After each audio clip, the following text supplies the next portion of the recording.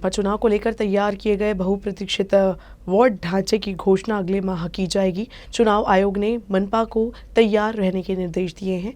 साथ ही ward composition की घोषणा के बाद वार्ड के लिए आरक्षण घोषित किया जाएगा। अकोला मनपा चुनाव फरवरी में होने की उम्मीद थी। मनपा का कार्यकाल 8 मार्च को समाप्त हो रहा है। हालांकि कोरोना संक्रमण और अन्य कारण से चुनाव में देरी हो रही है। इस बीच चुनाव आयोग ने 30 सितंबर तक वार्ड ढांचे का रफ ड्राफ्ट पेश करने का निर्देश दिया था। मनपा ने प्रारूप भेज दिया था। अधिकारियों को तब वार्ड रचना के लिए 5 जनवरी को मुंबई बुलाया गया था, लेकिन ओबीसी आरक्षण पर सुप्रीम कोर्ट की सुनवाई 17 जनवरी को होनी थी, जिससे वार्ड संरचना की घोषणा में देरी हुई। कोर्ट ने 8 फरवरी तक रिपोर्ट सौंपने का निर्देश दिया है। इससे पहले चुनाव आयोग ने पहले वार्ड का आरक्षण घोषित करने का फैसला किया था, लेकिन अब फैसला बदलकर पहले वार्ड के गठन का ऐलान किया गया है। इसीलिए वार्ड संरचना की घोषणा करने, शिकायतों को स्वीकार करने का समय आ गया है। लंबे समय से प्रतीक्षित वार्ड रचना की घोषणा अगले महीने की जाएगी, क्योंकि आरक्षण वार्ड संरचना की घोषणा के बाद ही जारी किया जाएगा। राज्य परिवहन मंडल को राज्य सरकार में विलीन करने की मांग पर अड़िग एसटी कर्मचारी पिछले 3 महीने से हड़ताल पर हैं। इस हड़ताल की वजह से एसटी की बस सेवा प्रभावित हुई है। हालांकि अब कुछ कर्मचारियों के सहयोग से कुछ बसें चलने लगी हैं। अकोला में 29 बसों के माध्यम से एसटी की बस सेवा बहाल करने का प्रयास किया जा रहा है। सरकार में विलय की मांग को लेकर राज्य भर में एसटी कर्मचारी करीब 3 महीने से हड़ताल पर है। अकोला विभाग अंतर्गत अकोला और वाशिम जिले में 1900 से अधिक कर्मचारी हड़ताल पर है, लेकिन अभी तक एसटी कर्मचारियों की मांग पर सरकार द्वारा कोई भी निर्णय नहीं लिए जाने से हड़ताल जारी है। हालांकि अब कुछ कर्मचारी काम पर लौट रहे हैं। जिले के सभी 5 डिपो में कुछ वाहन चालक और कंडक्टर के काम पर लौटने से बस यात्रा शुरू कर दी गई है। अकोला जिले के सभी 5 डिपो में अब तक 160 से अधिक कर्मचारी ड्यूटी पर आ गए हैं, जिससे अब जिले में 29 बसें चल रही है। इस बसों के चलने से यात्रियों को राहत मिली है। एसटी अधिकारियों की उम्मीद है कि जल्द ही यात्री सेवा पूरी तरह से सामान्य हो जाएगी। वैसे तो अकोला विभाग में 1900 से अधिक कर्मचारी है, जिनमें से अधिकांश कर्मचारी अभी भी काम पर नहीं लौटे हैं, लेकिन उम्मीद है जल्द ही यह हड़ताल खत्म होगा और सभी कर्मचारी काम पर लौटेंगे। विधानसभा के 12 विधायकों के निलंबन को सुप्रीम कोर्ट ने रद्द कर दिया है।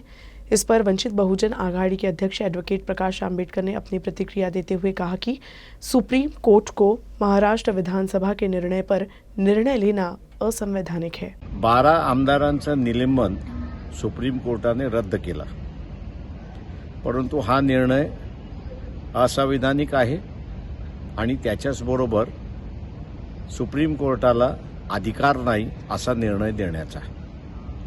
सभागृहामधलं कारोबार जो आहे, प्रोसिडिंग जे आहे, हे कोर्टामध्ये चॅलेंज करता येत नाही, बोलवता येत नाही किंवा त्याच्यावरती निर्णयही देता येत नाही। सभागृह मग ते पार्लमेंटचा असेल किंवा राज्य असेंब्लीचा असेल, हे नेशन विद इन नेशन या थिअरीमध्ये बसतं। त्याच्यामुळे सुप्रीम कोर्टाचा अधिकार हा त्या सभागृहाच्या बाहेरच्या लोकांना लागू होतो, परंतु सभागृहातल्या लोकांना लागू होत नाही। आणि म्हणून आता हे पाहणं महत्त्वाचं आहे की महाराष्ट्राची विधानसभा सुप्रीम कोर्टाने जो निर्णय दिलाय तो मान्य करते की न मान्य करते। आमच्या दृष्टिकोनातून हा निर्णय असंवैधानिक आहे आणि ज्युरिडिक्शन नसताना दिलेला हा निर्णय आहे। वाट पाहूया काय होतंय ते। विरोधी पक्ष नेता देवेंद्र फडणवीस द्वारा टीपू सुल्तान पर दिए गए बयान का निषेध करते हुए एमआईएम के कार्यकर्ताओं ने आंदोलन किया। फडणवीस के बयान को लेकर एमआईएम के कार्यकर्ताओं ने अकोला में फतेह अली खान चौक पर आंदोलन किया। इस समय उन्होंने टीपू सुल्तान जिंदाबाद, हिंदुस्तान जिंदाबाद के नारे लगाए। प्रदर्शनकारियों ने आरोप लगाया कि विरोधी पक्ष नेता देवेंद्र फडणवीस का बयान सामाजिक एकता के लिए हानिकारक है। इस दौरान आसिफ अहमद खान, चांद खां, तनवीर अहमद खां, जावेद खां पठान, इरफान खान, इमरान खान रब्बानी समेत कई कार्यकर्ता और पदाधिकारी मौजूद रहे। तो इंडिया को मिसाइल न मिलता, मेरे प्रेरणा जो है वो हजरत टीपू सुल्तान है। उसी के तरह हमने कर्नाटक में देखा है कि कर्नाटक में हुकूमत किसकी है, वहाँ पर राष्ट्रपति जी जाते हैं और हजरत टीपू सुल्तान रहमतुल्लाह अलैह की तारीफ करते हैं। एक तरफ राष्ट्रपति का तारीफ करना, दूसरी तरफ देवेंद्र फडणवीस का निषेध करना, हमें पता है, लोग जानते हैं कि ये सब दिशा भूल करने वाली बातें हैं। उन्हीं के वक्त में हम लोगों ने निषेध किया है। बालापुर के प्रहार जनशक्ति पार्टी के पदाधिकारियों ने प्रेस कॉन्फ्रेंस कर अपना दुख व्यक्त किया है। उन्होंने आरोप लगाया कि पारस थर्मल पावर प्लांट के कर्मचारियों के साथ जानबूझकर दुर्व्यवहार किया जा रहा है। नतीजतन अब प्रहार जनशक्ति कार्यकर्ताओं ने भूख हड़ताल पर जाने का निर्णय लिया है। पारस औक्षणिक विद्युत केंद्र में काम करने वाले पारस गांव के अस्थायी मजदूरों की सेवा स्थायी नहीं की जा रही है। पिछले कई साल से ये मजदूर अपनी विविध मांग को लेकर पारस औक्षणिक विद्युत केंद्र को निवेदन सौंपे, लेकिन अभी भी उनकी मांग पर कोई निर्णय नहीं लिया गया है। अब इन मजदूरों की मांग को लेकर प्रहार जनशक्ति पार्टी ने मांग की कि इन्हें नियमित नौकरी दी जानी चाहिए। स्थानीय मजदूरों को पूर्णकालीन कर्मचारी के रूप में नियुक्त किया जाना चाहिए। स्थानीय मजदूरों को धमकी देने वाले दोषी ठेकेदारों के खिलाफ कार्रवाई की जानी चाहिए। अगर ये सभी मांगे पूरी नहीं हुई तो आंदोलन की चेतावनी दी गई। अकोला जिले के नागरिकों की समस्या को लेकर युवक कांग्रेस ने प्रेस कॉन्फ्रेंस किया। इस दौरान जनहित के विभिन्न मुद्दों पर भाजपा के जनप्रतिनिधियों को घेरने का प्रयास किया। लोकल ट्रेन नहीं चलने से युवक कांग्रेस ने नाराजगी जताई है। अकोला में भाजपा मजबूत स्थिति में है। जिले में सबसे अधिक विधायक भाजपा के ही हैं और अकोला के सांसद भी भाजपा के ही हैं। इसके बावजूद अकोला वासियों को कई सुविधाओं के अभाव में जीना पड़ रहा है। अकोला अकोट खंडवा रेलवे मार्ग का काम अभी भी पूरा नहीं हुआ है, जिससे अकोला के लोगों को काफ़ी परेशानी हो रही है। कृषि कार्यों और अन्य निर्माण कार्य में लगे मजदूर काम के सिलसिले में दूसरे जिले में जाते हैं। रेल शुरू होने से मात्र 70 रुपये में उनका आना जाना कर लेते थे, लेकिन लोकल ट्रेन नहीं चलने से इन्हें आने जाने में 10 गुना से अधिक खर्चा करना पड़ रहा है। इसी तरह अकोला शहर में फ्लाईओवर का काम भी प्रलंबित है। इन सब मुद्दों को लेकर युवक कांग्रेस ने भाजपा के जनप्रतिनिधियों पर निशाना साधा। तो अकोला अकोट खंडवा या रेल्वे मित्रांनो, आपल्या सर्वांना माहिती आहे की गेल्या 4 वर्षापासून अकोला अकोट खंडवा रेल्वे मार्गाच्या ब्रॉडगेजचं काम अनेक 4 वर्षापासून आतापर्यंतची जर परिस्थिती आपण पाहिली तर अकोला ते अकोट एवढं काम पूर्ण झालं, परंतु पुढचं काम नेमकं अडलं कुठे त्याचं उत्तर सुद्धा अद्यापपर्यंत कोणी देत नाही। अनेक परवानग्या असतील, वाद असतील। अकोला अकोट खंडवा रेल्वे मार्गाचा जो प्रश्न आहे, गेल्या 4 वर्षापासून रेल्वे लाईनचं काम सुरू आहे, परंतु अद्यापपर्यंत रेल्वे लाईनचं काम पूर्ण झालेलं नाही आणि त्या रेल्वे लाईनच्या बंद असलेल्या रेल्वे लाईनचे विपरीत परिणाम शेतकरी, शेतमजूर, वीटभट्टीचे कामगार, छोटे व्यापारी यांच्यावरती व्हायला लागला। आज ते सुद्धा त्या रेल्वे लाईन बंद असल्यामुळे महागाईच्या मरण यातना सोसत आहेत, त्यांचं काम सुद्धा कठीण झालेलं आहे।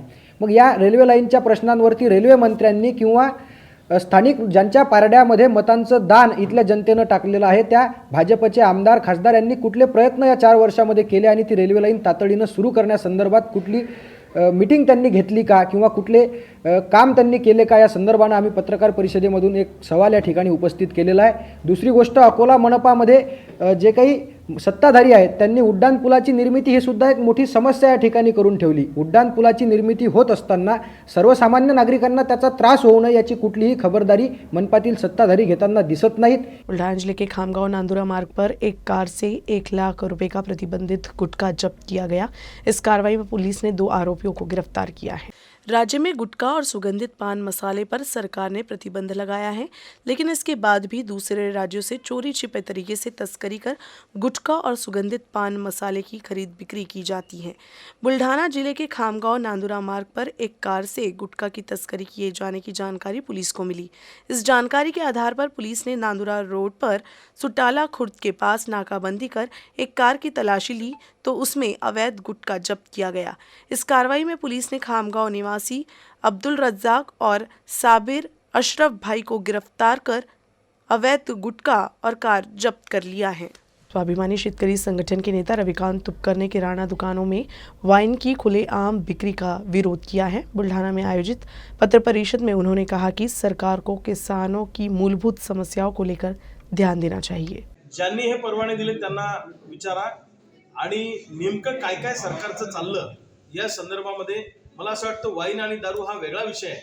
वाईनचा थेट संबंध हा शेतकऱ्यांशी येतो. मी काही किराणा दुकानात ठेवण्याचं समर्थन करणार नाही, परंतु शेतकरी टिकला पाहिजे ही सुद्धा त्याच्या पाठीमागची आमची भूमिका आहे. आणि सरकारने मूलभूत गोष्टींकडे लक्ष देणं गरजेचं आहे. असे बारीक बारीक छोटे मोठे निर्णय घेऊन लोकांची दिशाभूल करण्यापेक्षा मूलभूत प्रश्न जे आहेत शेतकऱ्यांचे याकडे लक्ष द्यावं. रविकांत उपकर ने सरकार को चेतावनी दी है कि अगर किसानों के गन्ने के बिल में से कृषि पंप का बकाया काटा गया तो इसके विरोध में स्वाभिमानी शेतकरी संगठन राज्य भर से उग्र आंदोलन करेगी. वीज बिलाची वसुली परस्पर ऊसाच्या बिलातनं करणं ही अत्यंत चुकीची गोष्ट आहे. वीज बिल वसुली हा एक स्वतंत्र विषय आहे आणि ऊसाच्या हक्काचे पैसे मिळाले पाहिजे आम्हाला हा एक वेगळा विषय आहे. कारखानदार आणि महावितरण संगनमत करून शेतकऱ्याची जबरदस्तीने वीज बिल वसुली करते, अव्वाच्या सव्वा बिला ते देत आहेत. याला स्वाभिमानी शेतकरी संघटनेचा तीव्र आक्षेप आहे. कोणत्याही परिस्थितीमध्ये वीज बिलाची वसुली आम्ही ऊसाच्या बिलातनं होऊ देणार नाही. आणि ऊर्जा मंत्री साहेब याच्यामध्ये लक्ष घाला. अशा पद्धतीचा कुठलाही कायदा नाही, अशा पद्धतीचा कुठलाही नियम नाही.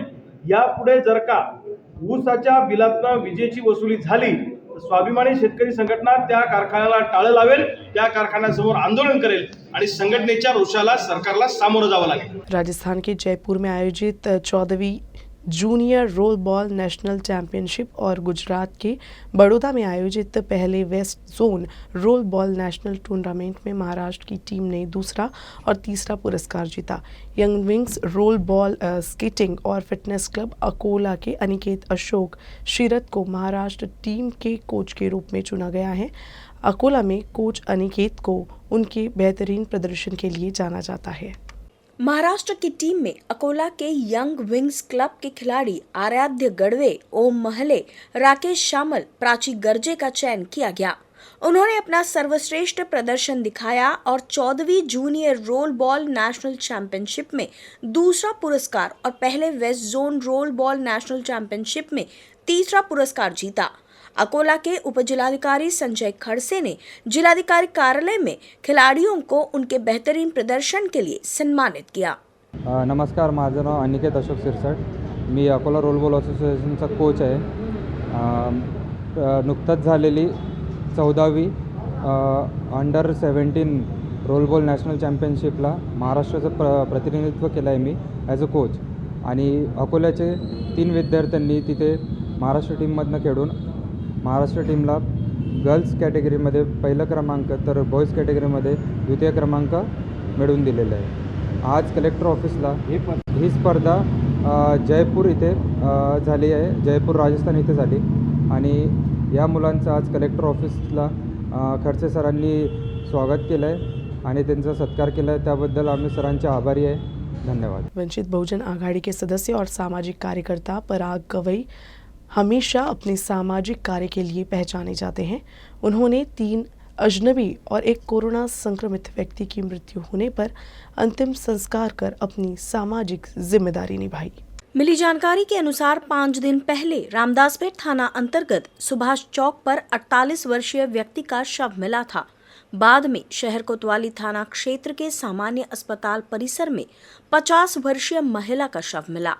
दोनों शवों की शिनाख्त नहीं हो पाने के कारण रुग्ण कल्याण समिति के सदस्य और वंचित बहुजन आघाड़ी के सामाजिक कार्यकर्ता पराग गवई ने पुलिस की अनुमति से दोनों शवों का अंतिम संस्कार कर दिया. इस बीच बालापुर तहसील के एक कोरोना संक्रमित की इलाज के दौरान मौत हो गई. रिश्तेदारों से भी संपर्क किया गया, लेकिन परिवार के सदस्यों के नहीं आने पर उनका भी अंतिम संस्कार विधिवत किया गया. जिससे अपना कोई नाता नहीं, उसके लिए पराग गवई जैसे लोग सगे बनकर खड़े होते हैं.